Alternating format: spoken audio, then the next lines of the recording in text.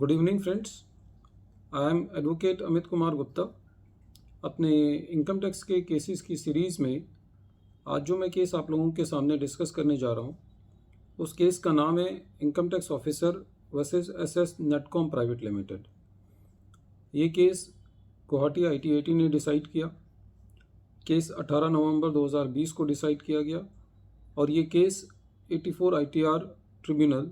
Short notes page number 67 पे report हुआ। Friends, ये केस सेक्शन 40A की डिडक्शन पर है। सेक्शन 40A का प्रोविज़न ये कहता है कि यदि एसएससी ने कोई ऐसी पेमेंट्स की हैं जिन पे TDS कटना था और एसएससी ने वो TDS डिडक्ट नहीं किया या डिडक्ट करके उसको डिपॉजिट नहीं किया, तो उस एक्सपेंसेस का 30% जो है वो एसएससी की इनकम में एडिशन होता है और जिस साल एसएससी वो पेमेंट करता है उस साल एसएससी को उस जो 30% डिसअलाउ हुआ होता है उसको डिडक्शन मिल जाती है। इस केस में एसएससी ने कुछ पेमेंट ऐसी की जो सेक्शन 1026 में जिन लोगों को पेमेंट की थी उनके हाथों में एग्जेम्प्ट थी। सेक्शन 1026 में वो एसएससी आते हैं शेड्यूल ट्राइब के जिनकी इनकम एग्जेम्प्ट होती है। एक तो इस केस में एसएससी ने वो एसएससी थे जो शेड्यूल ट्राइब से बिलोंग करते थे और सेक्शन 1026 में कवर थे, उनकी पेमेंट्स पे TDS नहीं काटा था। और कुछ एसएससी ऐसे थे जो कि सेक्शन 1026 के अंदर नहीं कवर होते थे, लेकिन जब AO साहब एसएससी की असेसमेंट कर रहे थे तो उन्होंने जो सेक्शन 40A का एडिशन था वो कर दिया। CIT अपील के पास जब मैटर गया तो CIT अपील ने वो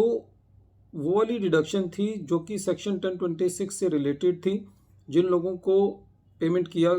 था बिना TDS डिडक्ट किए उनको अलाउ कर दिया, लेकिन उसके अलावा जिन एसएससीज को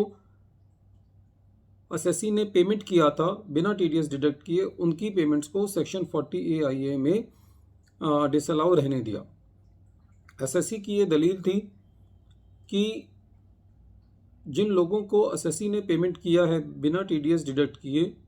उन लोगों ने अपनी इनकम में सारी इनकम इंक्लूड कर ली है और उस पर टैक्स जो है वो जमा कर दिया है, क्योंकि सेक्शन 40A में ये प्रावधान है कि जिसको बिना TDS डिडक्ट किए पेमेंट की जाती है, यदि वो अपनी इनकम पर टैक्स दे दे और उस इनकम को अपनी इनकम में इंक्लूड कर ले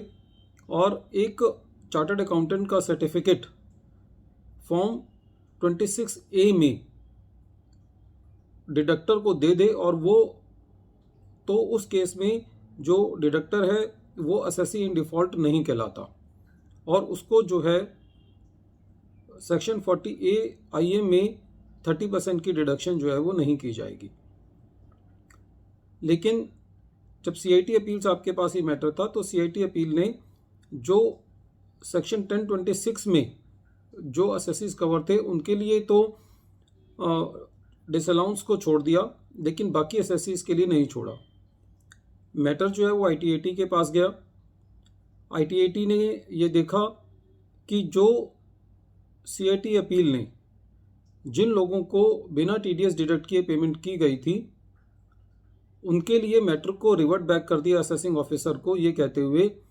कि असेसिंग ऑफिसर ये देखे कि जिन लोगों को बिना TDS डिडक्ट किए पेमेंट की गई है क्या उन लोगों ने अपनी इनकम में उस इनकम को लिया है और उस पर टैक्स दिया है। यदि उन लोगों ने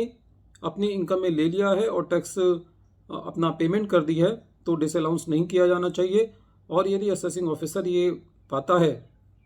कि उन लोगों ने अपनी इनकम में उसको इंक्लूड नहीं किया है और उन पे टैक्स नहीं दिया है तो उस इनकम को एज पर सेक्शन 40A जो है वो डिसअलाउ कर दिया जाए। फ्रेंड्स, इस केस को जो डिस्कस करने का मेन लॉजिक है वो ये है कि यदि हम असेसमेंट के दौरान अपने सारे डॉक्यूमेंट्स असेसिंग ऑफिसर के पास सबमिट नहीं करेंगे तो हमारी बात जो है वो कमज़ोर पड़ती है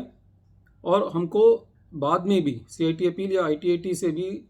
रिलीफ मिलने के कम चांसेस रहते हैं। इस केस में क्योंकि असेसी ने अपनी बात रखी थी कि उन लोगों ने अपने इनकम में इंक्लूड किया है, इसलिए ITAT ने ये जो मैटर जो है वो रिवर्ट बैक कर दिया असेसिंग ऑफिसर को कि वो ये देखे कि क्या असेसी सेक्शन 40A के अंदर जो रिलीफ असेसी को दिया गया है कि यदि जिन लोगों को पेमेंट दी है असेसी ने उन लोगों ने अपनी इनकम में इंक्लूड कर लिया है तो फिर असेसी के हाथ में डिसअलाउंस नहीं बनेगा। Friends, once again I am repeating the name of the case. The name of the case is Income Tax Officer versus SS Netcom Private Limited. Thank you friends. Thank you.